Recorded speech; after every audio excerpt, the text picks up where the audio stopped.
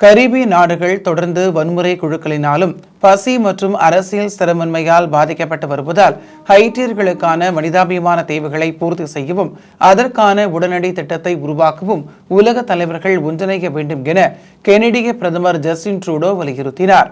அனைவருக்கும் குறிப்பாக ஹைட்டியின் அடுத்த தலைமுறையினர்களுக்கு சிறந்த மற்றும் பிரகாசமான எதிர்காலம் வழங்கப்படுவதை நாங்கள் உறுதி செய்ய வேண்டும் என்று திங்களன்று ஹைட்டிக்கான ஐக்கிய நாடுகளின் ஆலோசனை கூட்டத்தில் உயர்மட்ட கூட்டத்தில் ஜஸ்டின் ட்ரூடோ கூறினார்.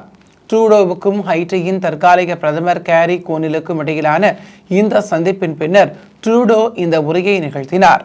ஹெய்ட்டியில் சர்ச்சைக்குரிய ஒரு சர்வதேச பணியை கென்யா வழிநடத்துகிறது என தெரிவித்த ட்ரூடோ, வன்முறை கும்பல்களை ஒடுக்குவதற்கான சர்வதேச நடவடிக்கையை தொடர கென்ய காவல்துறை அதிகாரிகளுக்கு அதிக ஆதரவு வழங்கப்பட வேண்டும் என்று கூறினார். ஹைட்டியில் உள்ள கும்பல்களால் உருவான அமைதியின்மை மற்றும் வன்முறைகளை அடுத்து முன்னாள் பிரதமர் ஏரியல் ஹென்றி வெளியேற்றப்பட்டார். அதன் பின்னர் இந்த ஆண்டின் ஆரம்பத்தில் கேரி கோனல் தற்காலிகமாக பிரதமர் பதவியை ஏற்றுக்கொண்டார். சனிக்கிழமையன்று பிளார் யோங் டிடிசி பொது போக்குவரத்து நிலையத்தில் துப்பாக்கியுடன் இருந்ததாக கூறப்படும் ஒருவரை கைது செய்யும் போது டொரண்டோ காவல்துறை அதிகாரி ஒருவர் காயமடைந்தார். செப்டம்பர் 21 அதிகாலை 1 மணியளவில் துப்பாக்கியுடன் நபர் ஒருவரை பார்த்ததாக கிடைத்த தகவலை அடுத்து காவல்துறையினர் அழைக்கப்பட்டனர். அங்கு பயணிகள் மேடையில் தனிமையில் இருந்த சந்தேக நபர் காவல்துறையினரிடம் இருந்து தப்பிக்க முயன்ற போது கைது செய்யப்பட்டார். சந்தேக நபரிடம் இருந்து துப்பாக்கி ஒன்று கண்டுபிடிக்கப்பட்டதாக அதிகாரிகள் தெரிவித்தனர். இந்த கைது நடவடிக்கையின் போது காவல்துறை அதிகாரி ஒருவர் உயிர் ஆபத்தான காயங்களுக்கு உள்ளானார்.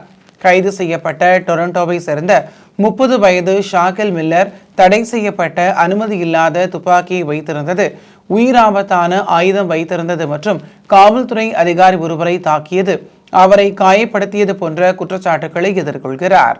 அண்மையில் 4 முக்கிய நகரங்களில் நடத்தப்பட்ட புதிய கருத்து கணிப்பொன்றில் கெனடியர்கள் தங்கள் அன்றாட வாழ்வில் எதிர்கொள்ளும் பல்வேறு பிரச்சனைகளில் மிக முக்கியமானதாக வாழ்க்கை செலவு இருப்பதாக தெரிவித்துள்ளனர். 4 முக்கிய நகரங்களில் மரியு பப்ளிக் ஒப்பீனியன் நிறுவனத்தால் நடத்தப்பட்ட கருத்து கணிப்பில் 50% டொரண்டோனியர்கள் பொருட்களின் விலைகள் மற்றும் வாழ்க்கை செலவு குறித்து தாங்கள் அதிக கரிசனை கொண்டிருப்பதாக தெரிவித்திருக்கிறார்கள். அந்த எண்ணிக்கையில் வான்கூவரில் 58 விழுக்காடாகவும், எட்மண்டனில் 55 விழுக்காடிலும் சற்று குறைவாகவும், கல்கரியில் 47 விழுக்காடாகவும் இருந்தது. அவர்கள் வசிக்கும் நகரம் கட்டுப்படியானதா என்ற கேள்விக்கு வான்கூவரில் 82 விழுக்காடும், டொரண்டோவில் 79 விழுக்காடும், கல்கரியில் 70 விழுக்காடும் தாங்கள் வசிக்கும் நகரம் கட்டுப்படியானதல்லவென கருத்து தெரிவித்துள்ளனர். டொரண்டோ மற்றும் வான்கூவரில் வசிப்பவர்களில் 90% அதிகமானோர் தங்கள் வசிக்கும் நகரங்கள் வேலை செய்வதற்கும் வாழ்வதற்கும் மிகவும் விலை உயர்ந்தவை என்று ஒப்புக்கொண்டிருக்கிறார்கள். இந்த விடயத்தை கல்கரியில் வசிப்பவர்களில் 83%, எட்மண்டனில் உள்ளவர்களில் 71% ஒப்புக்கொண்டிருக்கிறார்கள்.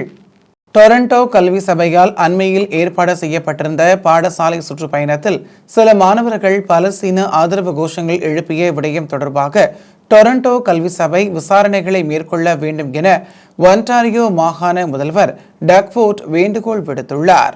இது அவமானகரமானது. மாணவர்களுக்கு கல்விசார் விடயங்களுக்காக வகுப்பறைகளில் இருக்க வேண்டும்.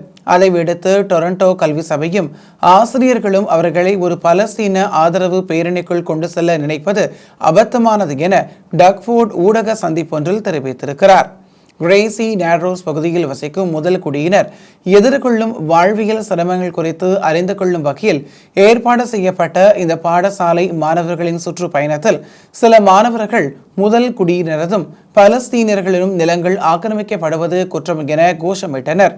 இந்த விடயம் குறித்து வருத்தம் தெரிவித்திருக்கும் டொரண்டோ கல்வி சபை இது பற்றி விசாரிக்கப்படும் என்றும் இனிவரும் காலங்களில் இதுபோன்ற விடயங்கள் நடைபெறாத வண்ணம் நடவடிக்கை எடுக்கப்படும் எனவும் தெரிவித்திருக்கிறது. இதில் தொடர்புடைய மாணவர்களின் பாடசாலைகள் விவரங்களையும் டொரண்டோ கல்வி சபை வெளியிடவில்லை.